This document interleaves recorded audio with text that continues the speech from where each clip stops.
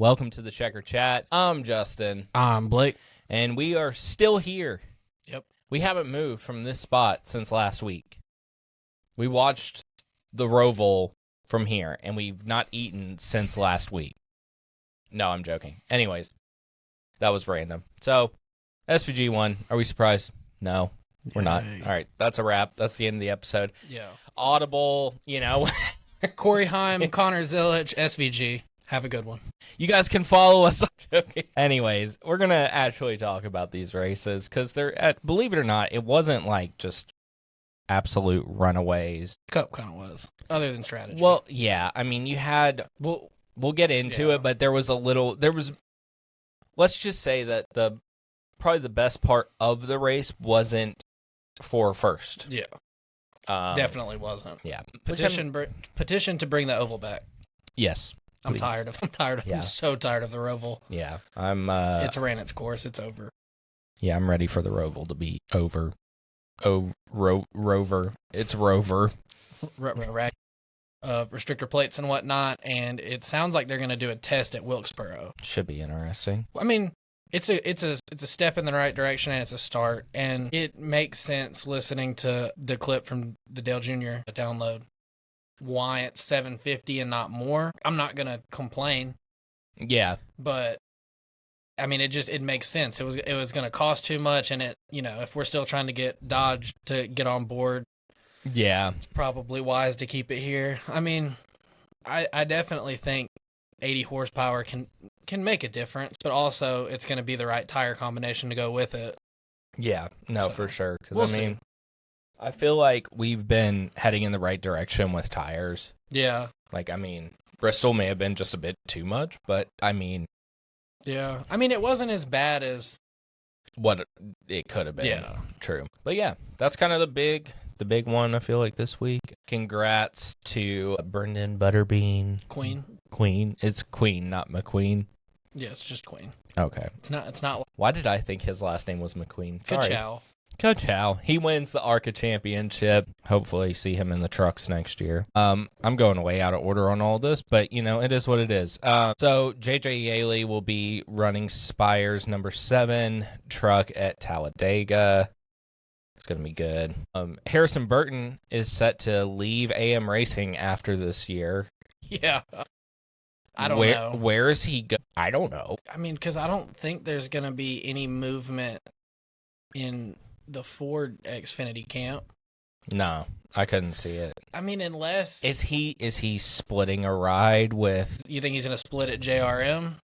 I mean, I could see it, but who knows? I mean, unless that, Sheldon Creed jumped ship to another... I don't know. I mean, this one will be interesting as it plays out. Yeah, no, definitely. I mean, unless Rick Ware is like, hey, we're adding a cup car next year. And yeah. You're in it. Yeah, you're going to battle at the mid at... I mean, he ran the All-Star race for Rick Ware this year. That's true. I didn't even think about that. Yeah. We'll see. Yeah. So then you have the 2311 NASCAR lawsuit. And front row, sorry. Can't forget about front row. Can't forget about front row. The judge is ordering mediation on October 21st, and from what I've heard is that the mediator is a mediator from the NBA. No bias. No bias at all when Michael Jordan owns one of the teams. It'd be nice if they could just, in mediation, figure it all out, call it a day. No, I agree. Because I feel like I'm so tired of hearing about this. We knew it was good. It was a thing after the fall Atlanta race last year. Yeah, I feel like that was the weekend it broke. It did, yeah. Because I remember we were at the track when it broke, I think. Yeah.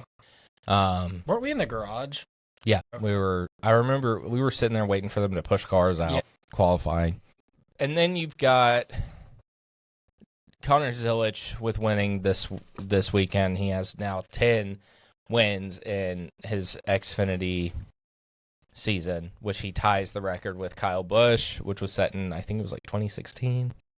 Something like that. Yeah, I think that's what I saw was 2016.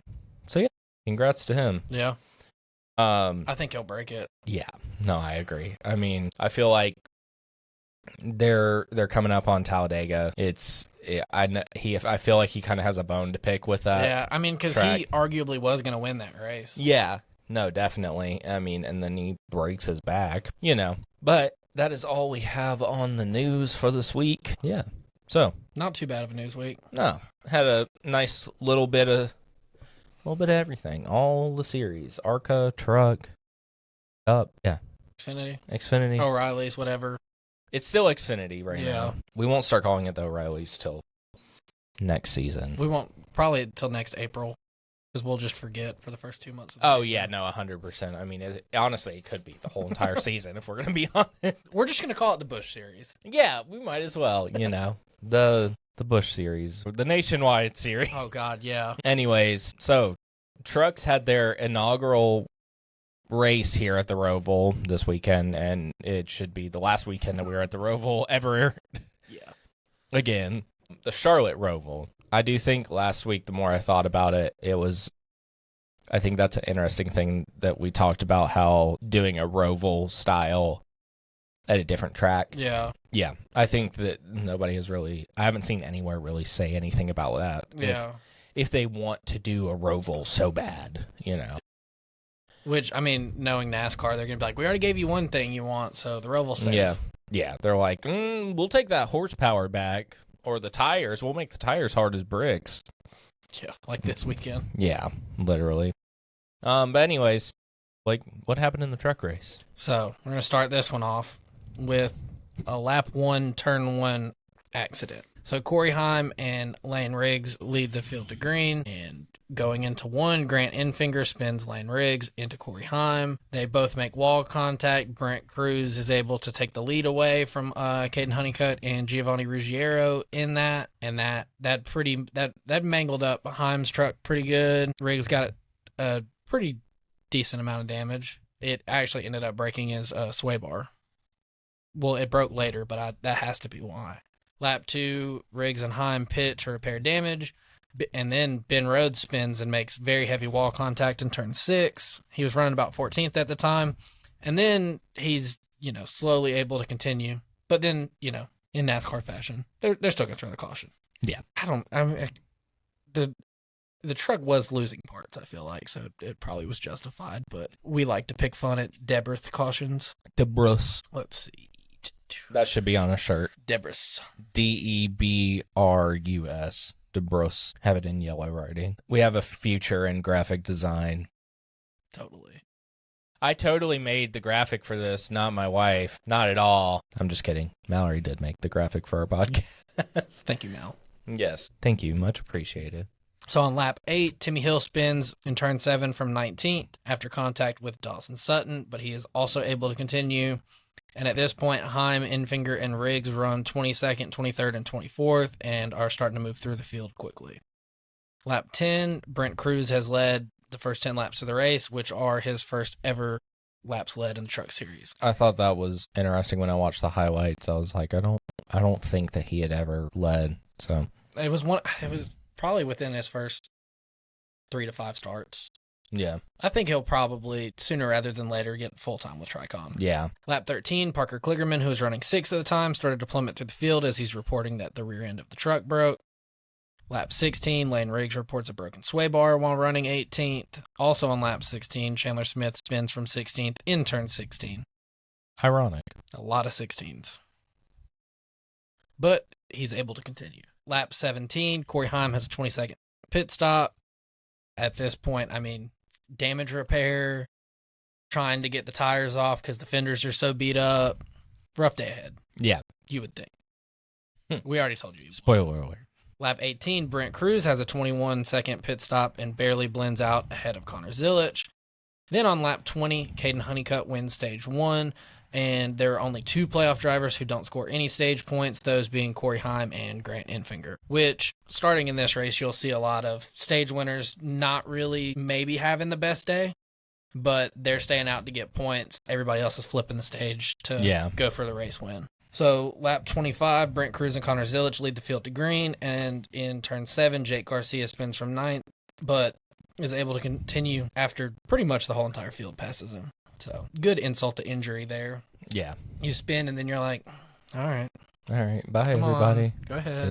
Fun. I'll just, excuse me, let me just get back Yeah. out here. Yeah. Lap 28. Can't escape him. Chris Wright.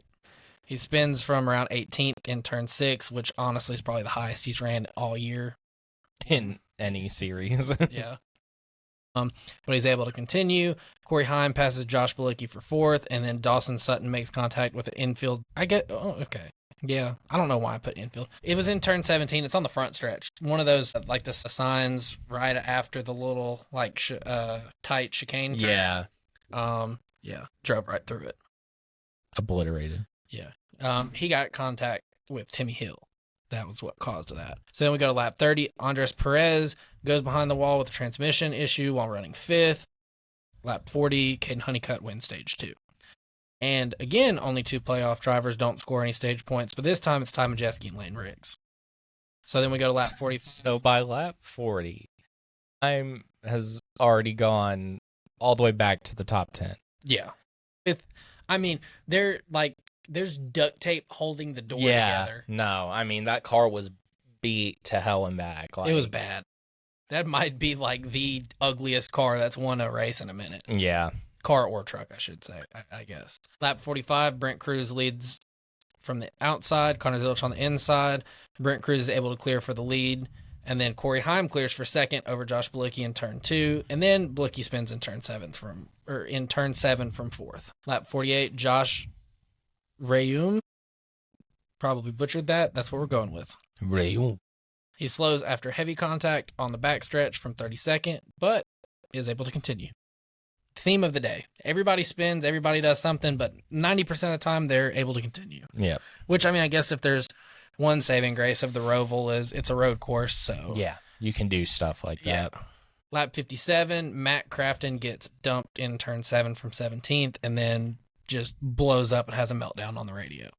Yeah. We won't miss you. You got a little old and decrepit at the end of your career. Well, old man crush out. Was it either last year or the year before he like almost broke Nick Sanchez's nose at Talladega. Like little itty bitty Nick Sanchez hops out of his truck and here comes his grandfather, presumably in age, Matt Crafton, to come over and beat the crap out of him. Yeah. Just like somebody else who won't be named. It's good he's hanging it up. The other person probably should hang it up. Kyle Busch. Yeah. Yeah.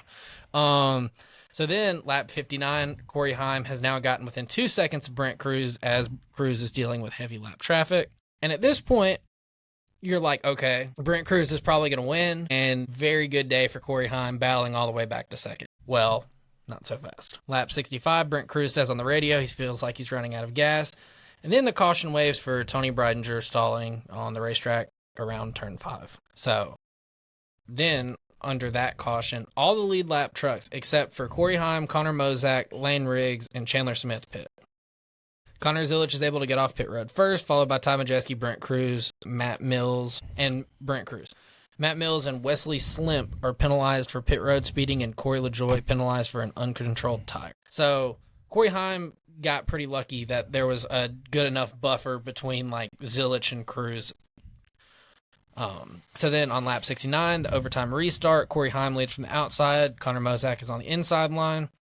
Lane Riggs restarting 3rd, doesn't get going with a clutch issue, and stacks up the outside lane. Jesus. Okay, reset. Corey Heim clears for the lead. Chandler Smith moves to 2nd, but spins in turn 7 after contact from Ty Majeski. Brent Cruz moves up to 2nd with Gio Ruggiero behind him in 3rd. And then Jake Garcia spins from around 15th in turn 17. And with that, Corey Heim wins. That is his 10th win of the season, breaking Greg Biffle's 1999 record of 9 wins in a single season. That's wild. Yeah. So I saw some. Well, let me get through the top 10, then I'll take a mini little pause. Side note. Yes. Rabbit hole, if you will. Corey Heim won. Brent Cruz finishes 2nd. Gio Ruggiero 3rd. Rajah Caruth 4th. Connor Zilich 5th. Josh Bilicki in 6th, Grant Enfinger in 7th, which Grant Enfinger and Corey Heim being in the top 10 is insane. Yeah. Well, I guess maybe not Enfinger as much, but Ty Majeski in 8th, Tyler Ankerman in 9th, and Connor Mozak in 10th. So at this point, because we already told you who won everything for the weekend, Zilich and Heim both have won 10 races. and they have like very, very similar stats. I think Heim has a better average finish, and they're very similar in like top 5s and top 10s. Most of the percentages Corey Heim has better because he's ran like the season is less races. Yeah. But Connor Zilich has, I think it's like 18 races in a row now. He's got a top 5. And in that stretch, he has an average finish of 2.1. Yeah. And I think road course, his average is like 1.2 or something like that. I'm like, that's wild. It's just, I mean, it's almost unfair at this point. Yeah. Start him dead last every week. Yeah. Hey, we're at a road course. Zilich, SVG, you're at the rear. Just inverse the whole field. Yeah. Yeah. Let Cody Ware start from The pole.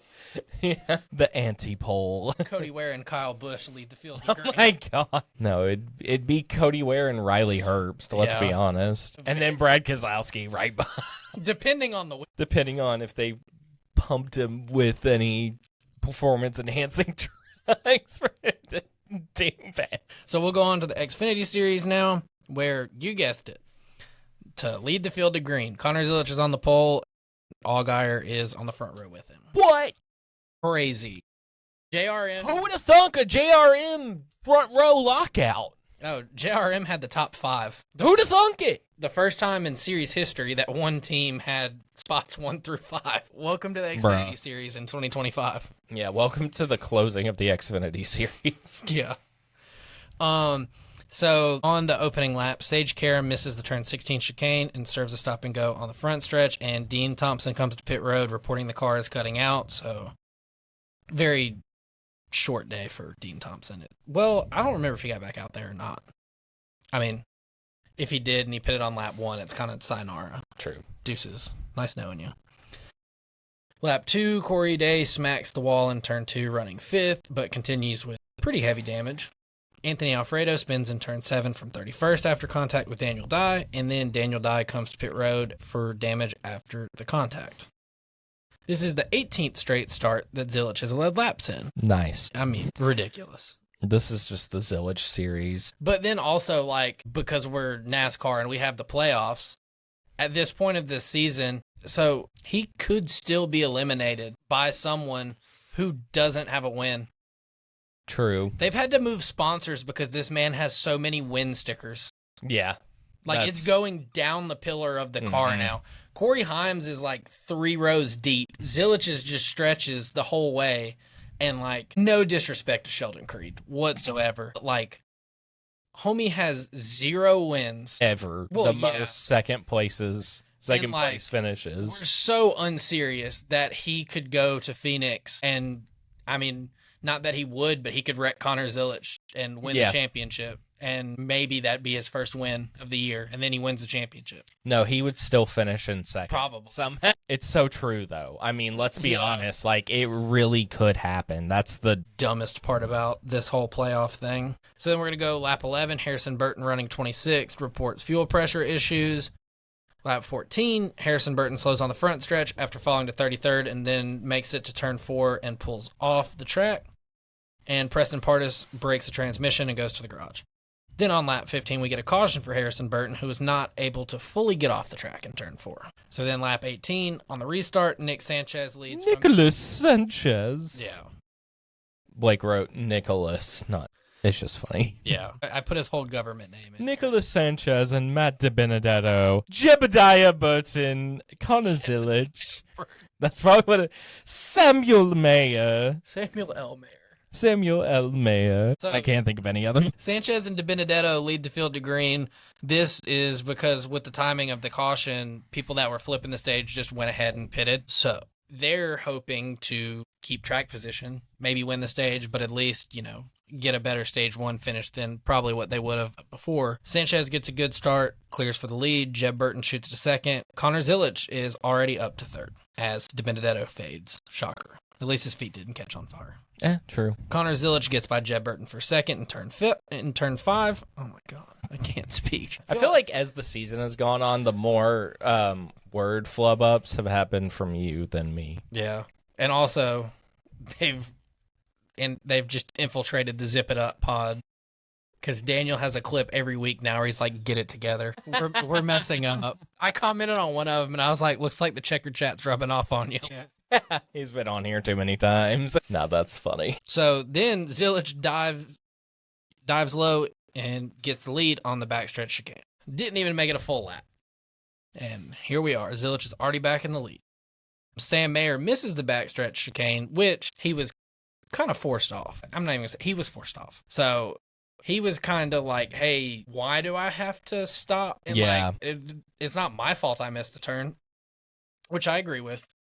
I do think that's kind of lame. That you could just drive in and push someone else out of the way, and then they get penalized. Yeah. No, I don't want FIA rules. None of that. No, thank you. But that's kind of lame. Yeah. No, I get that. So he doesn't stop immediately. He waits until lap 19 when they're probably on the radio like, hey, please serve it before the stage is over so we don't get penalized. Yeah. So he serves the stop and go and is dropped back to 15th. So big L there for good old Samuel L. Mayer, as Justin would say. L. Mayer. So lap 20, Zilich wins stage 1. 8 playoff drivers are able to score stage points, with the only ones not scoring points being Sam Mayer, Taylor Gray, Brandon Jones, and Harrison Burton. So then we go lap 25 on the restart. Zilich and Jesse Love lead the field to green. Zilich clears for the lead in turn 1, while Jesse Love slots in second. Austin Hill, road course god apparently, is up to 5th. So then we get another restart, lap 30. Zilich and Jesse Love are still your front row. Zilich again clears for the lead. This time, Sammy Smith challenges Jesse Love for second before Jesse clears in turn 2. Carson Quaffle, Sheldon Creed, and Justin Allgaier all make contact battling for 5th in turn 7, but are able to continue. Lap 40, Jesse Love wins stage 2, followed by Sammy Smith, Austin Hill, Sheldon Creed, and Carson Quaffle. This time, 7 playoff drivers are able to earn stage points. The 5 that do not are Allgaier, Nick Sanchez, Taylor Gray, Brandon Jones, and Harrison Burton. I just remembered something that I'm really excited to talk about once we finish talking about Xfinity, because it has to do with Xfinity. Keep going. Okay, now I'm interested because I have no clue. Lap 45 on the next restart, Zilich, who would have thunk it? Zilich and Allgaier have made it back to the front, and Zilich clears for the lead again. Christian Eckes looks under Allgaier for second in turns 1 and 2, but can't complete the pass, allowing Connor Mozak to get under Eckes and get third in turn 5. Dean Thompson and Anthony Alfredo missed the backstretch chicane, served stop and go penalties. Sorry, continue. Why are words so hard? Oh my God. Daniel Dye loses his transmission and goes to the garage. Nice. I'm not laughing about that. Yeah. Lap 47, your biggest movers since the restart include playoff drivers Austin Hill, who's now up to 10th. Sammy Smith is up to 13th, and Sheldon Creed's up to 14th. And Carson Quaffle's up to 15th. So they're all kind of running right there together. Lap 48, Corey Day spins again. This time from 7th or around turn 11. Around turn 11, we'll call it. Lap 49, William Swalich misses the backstretch chicane and serves a oh my goodness. Serves a stop and go penalty from near 14. Thank you. Lap 50, I was about to crash out. Lap 50, Zilich has now extended his lead to over 4 seconds on Allgaier. Lap 51, Austin Hill running 8th, reports he is having possible engine issues. Oh no. Oh no. My precious Pookie Bear is going to win the race. How the mighty fall. Connor Zilich just led, at this point, his 275th lap on the road courses this season. No other driver has led more than 18. Wild. Belt to ass, if you will. Yeah, literally. I mean, that's one of the more insane stats. I mean, the fact that he's almost led in road courses alone an entire oval race. Yeah, I mean, you think about, so he's led, high 900s. So we'll call it, he's led 1,000 laps this year just to have a nice round number. Mm-hmm. A fourth of his 1,000 laps led have been on the road. Yeah. On the road course. Yeah. Same thing. Tomato, tomato. Lap 53, Austin Hill has begun to slowly fade, dropping down to 10th as his engine issues persist. Crazy. So sad. Womp womp. Yeah. Move on. Lap 56, Nick Sanchez pits from right around 20th with flat right front tire. Lap 61, Connor Mozak pits from 3rd after reporting a fuel pressure issue. Really sucks for him because he's on a very limited part-time basis. He got to run the JRM9 car, and, I mean, he was having a career day. And then, lap 62, Christian Eckes misses the backstretch chicane, running fourth, serves a stop-and-go penalty, and only drops to fifth because everybody's so spread out at this point. Yeah. So, I mean, you don't want to miss a turn ever, but if you're going to have to serve a stop-and-go, like, that's not do it at at the end of the run. Yeah. Lap 63, Sammy Smith pits from ninth. Which, watching it live, I was like, oh, wow. That's a crazy bold strategy to take with knowing that you're, like, this is it. Yeah. This works and I'm in, or this blows up in my face and it's over with. But it turns out he had a tire going down. So it wasn't really like a strategy thing. It was we got to do this. Yeah. And then, in true JRM fashion, lap 64, there's a debris caution for Sage Karam, who loses a right front tire while running 20th. So, we get a nice overtime restart, which is going to help Sammy Smith out. Yep. Lap 65 under the caution, all lead lap cars except Connor Zilich, Austin Green, Jeb Burton, Kaz Gralla, Taylor Gray, Alex Labbe, Connor Mozak, Sammy Smith, William Sawalich, Brandon Jones, and Nick Sanchez pit. Allgaier is able to get off pit road first, but he will restart 12th. So, your first car on an overtime restart with tires is in 12th. You're not really feeling like you have a whole lot of competition. Yeah. So, on the overtime restart, lap 67, Zilich leads from the outside, Austin Green on the inside. Zilich is able to clear for the lead again in turn 1. Austin Green remains second. Then Alex Labbe spins in turn 7 and gets hit by Brendan Poole, which turn 7's the, like, you almost want to just call it like a U-turn. Yeah. Where they go from the infield to NASCAR 1 and 2. So then Sammy Smith passes for third on the front stretch chicane. The contact with Alex Labbe and Brendan Poole was pretty heavy and probably warranted a caution. But again, in true NASCAR fashion, let's wait till the white flag comes out and the last possible second, and then we'll throw the caution and just end it. Yeah. Which, I mean, they probably saved us from an absolute dumpster fire. True. If we're going to be honest. Yeah.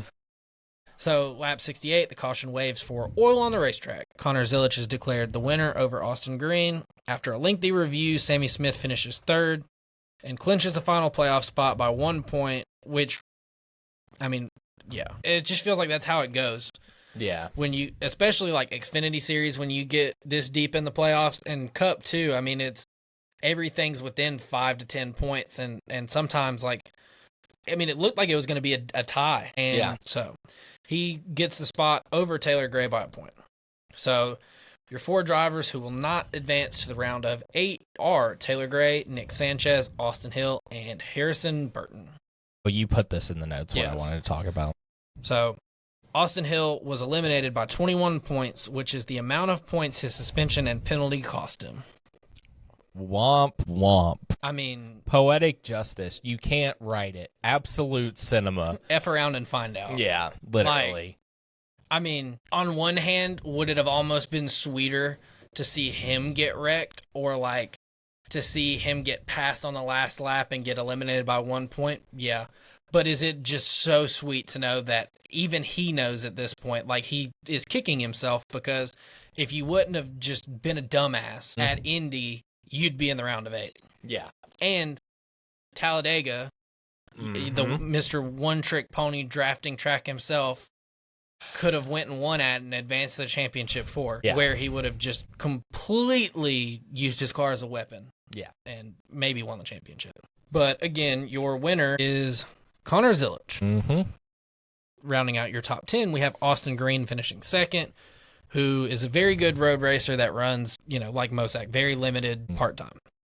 Sammy Smith brings it home third, Kaz Gralla in fourth, Connor Mozak battles back to fifth, Jeb Burton in sixth, William Sawalich in seventh, Allgaier makes it all the way back up to eighth, Nick Sanchez gets a top 10, but it ultimately was not enough, and Christian Eckes rounds out your top 10. Yeah. No, the poetic justice is just the thing that blows my mind. Oh, it's so great. Yeah. I mean, if you were like writing a script to make a movie out of this season, I don't think you could have wrote that any better. Yeah, no, literally. That's how I feel too. I'm like, man. Which, I mean, I think all of us, unless you're a delusional Austin Hill fan, knew at some point. They exist, apparently. Yeah, I don't know why or how. Shout out to Jarrett, if you still listen to this podcast. I don't know who Jared is.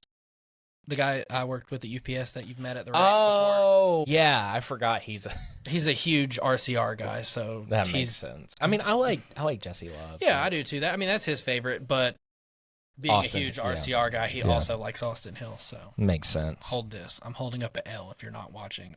So at least Jesse Love still has a shot. The more deserving, okay, Mr. Fortnite dancing over here. At least the more deserving RCR driver has a shot. True. Well, that wraps up Xfinity. On to the Cup race. SVG won. All right, that's it.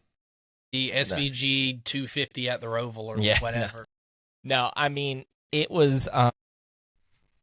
this race was... The most exciting part was the Chastain and Logano fighting for the last playoff spot. Or when you had SVG and Larson racing, and SVG like barely touched Larson, and then Larson was like, "No, thank you, door, door, move you out of the way." Literally, yeah. So Reddick wins the pole, lap 1. Everyone makes it through turn 1 safely. Everyone makes it through turn 1 safely, except Kyle Busch. Yeah, best Lee Diffie impression right there. The British Lee Diffie. Yes, whatever.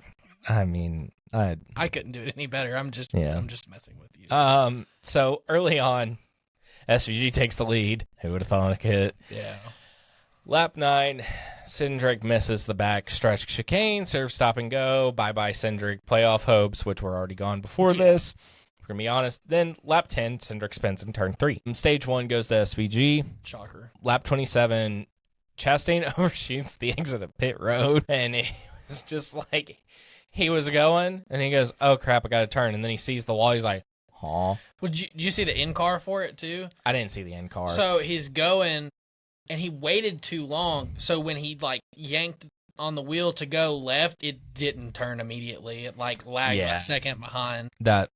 Which, I mean, all he's really trying to do there is maximize speed on pit road and just cut left at the last second, and it just didn't work. I mean, it was a mental mistake for sure. Definitely. So lap 31, Allmendinger takes the lead, and I wanted to put that in there because I picked him last week, so I didn't look like crazy for too long. I was shocked because he kind of hasn't really like shown up at road courses. No, I mean, he even said it he was on Door Bumper a few weeks ago, and he said that road courses, they just haven't been clicking this year. Yeah. At least he'll admit it.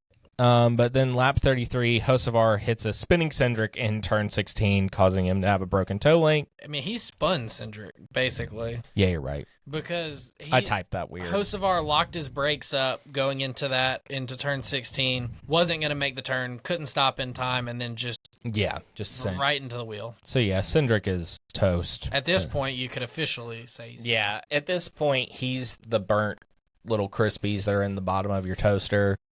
After you haven't cleaned it for a few months. Help me, I'm still cooking again. Anyways, so SVG takes the lead again on lap 41. Lap 48, SVG and Larson pit, so Blaney ends up taking the lead and wins stage 2. Lap 58, which I think was the only caution. It honestly might have been. Austin Dillon spins in turn 5 from first, making heavy contact with the tire barrier. I mean, he was, for a minute, it looked like he was underneath it. Yeah.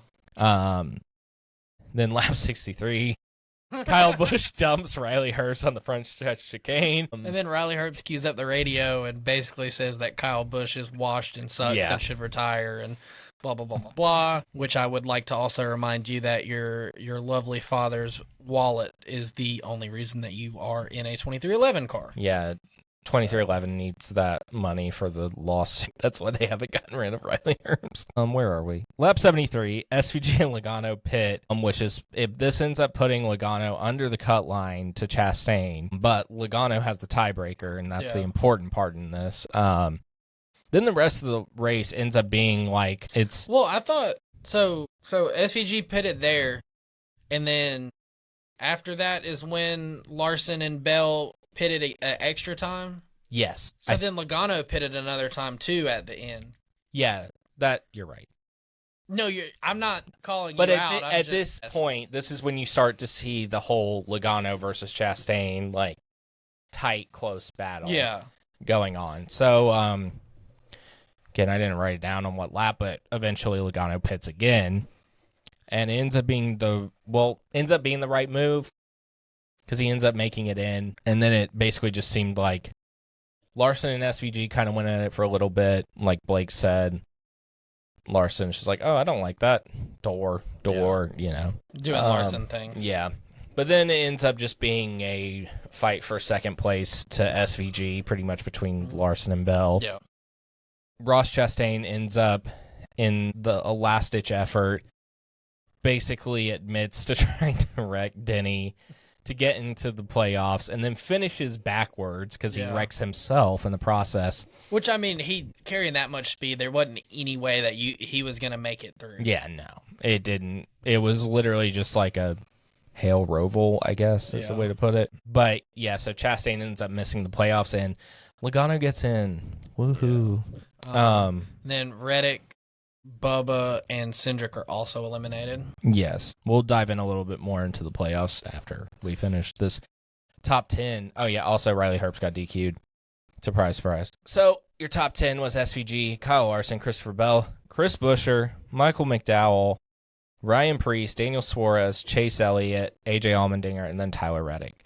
I feel like this top 10 really was like almost everybody that you could say is a favorite to win a road course is in it. That's probably your 10 best road racers in the Cup Series right now. Which is weird because Ryan Preece is on there. But well, yeah, but I mean this year he's been good, yeah. And then the other thing too is like I didn't even know Michael McDowell finished 5th.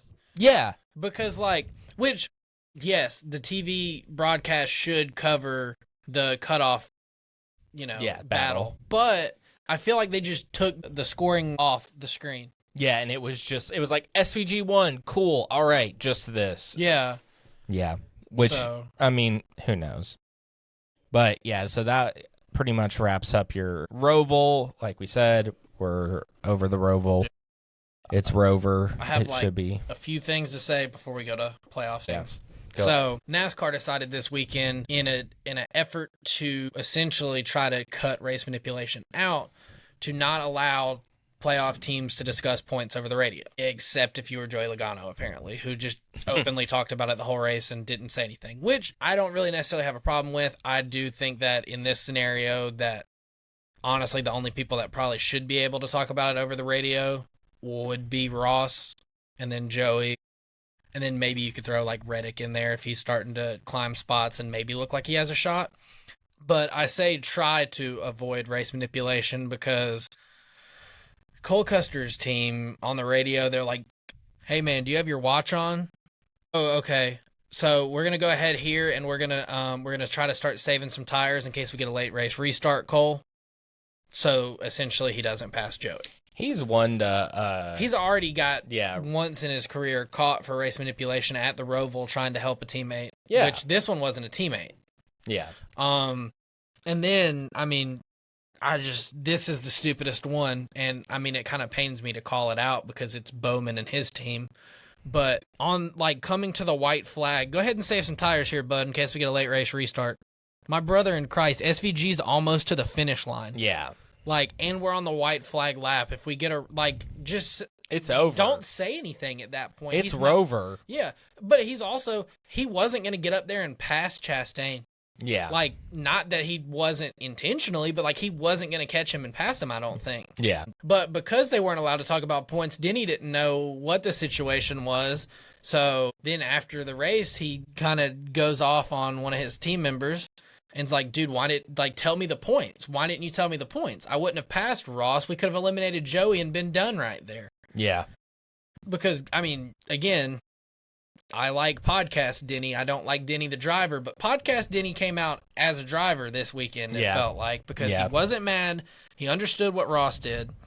When honestly, I mean, he had every right in the world to be mad. Yeah. And then the other thing, too, He's just one of us. He doesn't want Joey to make it because who wants to see your champion have an average finish of like 16 to 18 all year, and then just by dumb luck wins could win the championship? Yeah. Because I mean, we're going to Vegas where he's very good at, and Penske as a whole is good at. Going to Talladega where he and Penske are very good at, and then You win one of those two, you're at Phoenix, where Penske is really good at. So Yeah. I mean, imagine how Denny will feel if he makes the Final Four and Joey makes the Final Four and Joey wins the championship. I mean, or even Denny no longer finishes second or third in points because Joey finishes ahead of him. Neither of them win the championship, but there's still bonuses and money to be made for your team and so on and so forth by where you finish. Yeah, 1,000%. And honestly, at this point, Joey has a better shot at making the round of 4 than Denny does. Yeah, if we're going to be honest, I mean, like historically, Denny's not very good at Vegas. At least next gen wise, he's not. And then Talladega is a crapshoot. Yeah. And then Martinsville. Toyotas always find a way to kill each other at Talladega. And then Martinsville, you might as well hand that one to Blaney. Or Chase. Or Chase, I mean, it's one of those two. But that's the thing is, like, you look at it and you say, okay, he doesn't pass Chastain. Chastain makes it in the next round. Chastain is not making the final. I mean, he could win Talladega, but on paper, you don't look at those 8 and say, yep, Ross is in the final 4. Yeah. And the thing is, even if it would almost be a situation like Reddick last year. Reddick made the Final Four, but he was basically non-existent in the race. Yeah, which, I mean, there is a world in which Ross could have won the championship if he made it, because you'd think back to Blaney's championship. Blaney didn't win the race, Ross did. Yeah, that's true. So, I mean, yeah. Take a match, pour some gas, throw it on the playoffs, burn it to the ground, just quit. Call it a day. I mean, I would rather have the Roval come back next year than to have this stupid point system. Even Mario Kart has a better point system than NASCAR. True. I mean, anyways, that wraps up the Roval, right? Sorry. Yes. No, you're good. You're good. On to Vegas next week. We had some heaters on paint schemes this week. What, you want to talk about playoffs? Yeah, you're right. My bad. Sorry. Anyways, playoffs. Sorry, y'all. Yeah, on to Vegas. Playoffs. My bad. So right now, you've got, we're in first race of the round of 8. There's only 5 more races left this season. Crazy. 4. My bad. Sorry. Why did I say 5? 4. 4 more races. Sorry. Crazy. Honestly. Wild. But number in first right now, only up by 8. You have Denny Hamlin. Then you have Ryan Blaney up by 6, Larson up by 4, and Byron up by 4. Then below the cut line, you have Christopher Bell -4, Chase Elliott -14, and Chase Briscoe at -14. And then Joey Logano at -19. So this should be interesting. I just find it, again, funny that in the playoffs, you can have Kyle Larson. Has he won a playoff race? No. Has he ran good in the playoffs overall? Decent, I guess. Byron, has he won a race? No. Has he ran good? Mid. At best. Mm-hmm. Chase Elliott, has he won a race in the playoffs? Yes. Has Christopher Bell? Yes. Has Chase Briscoe? Yes. Have they all 3 ran better than Larson and Byron? True. And you're below the cut line. I mean, Chase in the last round won a race, and it feels like finished top 10 in all 3. Yeah. And you start -14 to your teammate who can't win past 6-7 races into the season. 6-7. Sorry. Haha. I don't know why that's funny. We're over 25. But I mean, it's just Byron has absolutely done nothing. Yeah. God knows how long. But right now, is in good shape. What was his last win? Iowa. Okay. Yeah. Yeah, that was. And then Larson. What was Larson's last win? Like, I'm legitimately asking. Before Indy. Yeah. I couldn't tell you. And he hasn't ran worth of absolute crap since Indy. I mean, give or take a couple races. Yeah. And here we are still +4. Yeah. And then Chase Briscoe, too, dominates the first round of the playoffs. Yeah. The only driver, did he get a top? No, okay, he didn't get a top 10 at the Roval. But before that, the only driver that got a top 10 at every race of the playoffs is now below the, it's stupid. Joey makes sense being down 19. I mean, whatever. Paint schemes. Yeah. Now we're on to the fun stuff. So every week we talk about paint schemes, and this week is no different. Let's start with the least favorites because we don't share a least favorite. We don't share a least favorite. Blake, what you got on your least favorite? Shane Van Gisbergen's Jockey New Zealand car. Look, I put this down as an honorable mention for my favorite. I thought it looked really cool. It's mid. I thought it was cool. It's like a black on black Tommy Bahama shirt is kind of what it looks like. It's cool. Like, I thought it looked cool. But it doesn't do it for me. Also, I don't like Larson Zach Brown band car that much. I like the way the 5 looks, but that's about it. It's something about the like pretty flat black car with some gray on it and then just a splash of color. It just yeah, I get it. It's better than the driving in the underwear jockey car. That's true. I will say. True. So my least favorite this week is Riley Herbst's Hungry Jack car. I just don't like this. What's up with plaid race cars this year? There's been a lot of them. There's been like 3 or 4, which is 3 or 4 too many. Yeah, no, I agree. They should have just kept Chastain's and that's it. Yeah, I mean that's the good one. Yeah. Don't anyone else try it. Anyways, our favorite for this week, which Blake changed his last second and copied me. Well, I wasn't going to pick it because it wasn't on NASCAR.com. Oh, okay. And then they uploaded. Yeah. Gotcha. Anyways, our favorite for this week is Tyler Reddick's Jordan Pink Flames. I don't know what it's called. It looks really cool. I'm a big believer that 2311 should just be sponsored by Jordan. 2311 either has a really good scheme or a really bad scheme, and there's no in between. Yeah. You're right. Majority of the Jordan, Columbia, the Air Force schemes, I like it. I like the Air Force ones. I mean, they're on the better side of. Yeah. I'll give it that. Yeah, I don't love them, but I mean, those are all like really cool. And I mean, some of the monster. I know I hate on the monster ones, but I do kind of like the Monster Beast ones.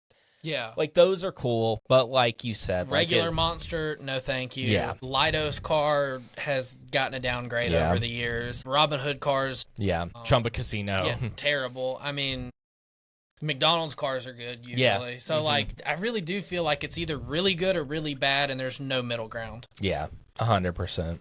But that's all we got on paint schemes for this week. On to our past Next Gen winners. Spring 2022. You had Alex Bowman. Fall, you had Joey Logano. 2023, spring, was a Hendrick-dominated year at Vegas. Yeah. Byron and Larson for spring and fall, respectfully. Well, you know what I'm saying. Yes. The way I said it. Spring, Byron, fall, Larson. Yes. 2024, spring, again, Larson. Well, not again, but Larson went back-to-back winning Vegas. And then fall was Logano. Then 2025, you had the first-time victory, Josh Berry for the Wood Brothers, and then he was MIA the rest of the season. Yeah. So it's Hendrick or Penske. Yeah. That's it. Yeah. So, Blake, who you got on Xfinity? Justin Allgaier. That's who I have, too. I think, in all honesty, this is like the track for Allgaier to 100% stamp his ticket to Phoenix. Yeah. So, I mean, not that I don't think he can just transfer. Yeah. But I think that they will treat this as an all-or-nothing win-or-go-home race. Yeah. No, I agree. I mean, because let's be honest, he's had a lot of top 10s and stuff here recently, but he has not won like he did last season. Yeah, which, I mean, is a lot to do with Zilich. Oh, yeah, no, 100%. But, like, Talladega, I don't trust his luck there. He seems to always get caught up in something. And then Martinsville, I mean, I don't care who you are. If you're leading on the last lap and the guy behind you needs to make it in, you're not winning. So who you got on Cup? Let me preface this by saying I refuse to pick Joey Logano. I don't care if that costs me or who gets the most we need to right? update that. I went through and got a lot of it. I haven't looked at it in a minute. I'm picking Kyle Larson. I know I just basically said why he should be below the cut, but I mean, at this point, you're coming off a Roval race where you did good and you were one of the cars to compete with SVG. I feel like you can carry momentum and you go to a track where Larson is good at, and this is how you make it for sure into the championship 4. Makes sense. Which, I mean, already in my head, I have planned out who I feel like is winning every race of the playoffs at this point, just because there are certain people at certain tracks that just make sense with this round. Yeah. Please, God, don't be Logano, even though it probably will be. So I went as someone who I can't stand Joey Logano, but I'm a Penske fan, so womp womp. Womp womp. And I picked Joey Logano because I feel like he's going to win here, unfortunately. I just won't do it. I refuse. Respect. Did you say who you picked for Xfinity? Yeah, I said I picked Okay. Allgaier too. Yeah, because we had the same one. Okay. I was just making sure. Sorry, I threw that in there lightly. Yeah, Xfinity, I picked Allgaier. So, yeah.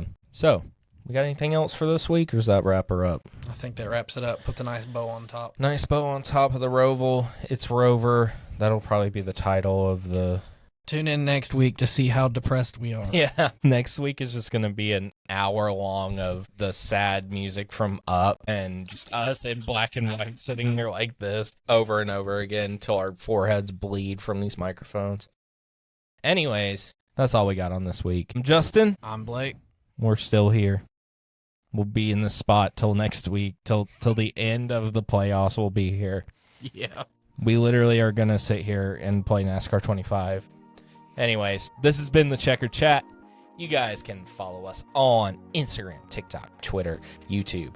Like, comment, subscribe, all that good junk on YouTube, Spotify, Apple Podcasts, Amazon Music. And you can't forget about it because we don't ever forget. Never forget. Always remember Audible. We guys will see you next week. Bye.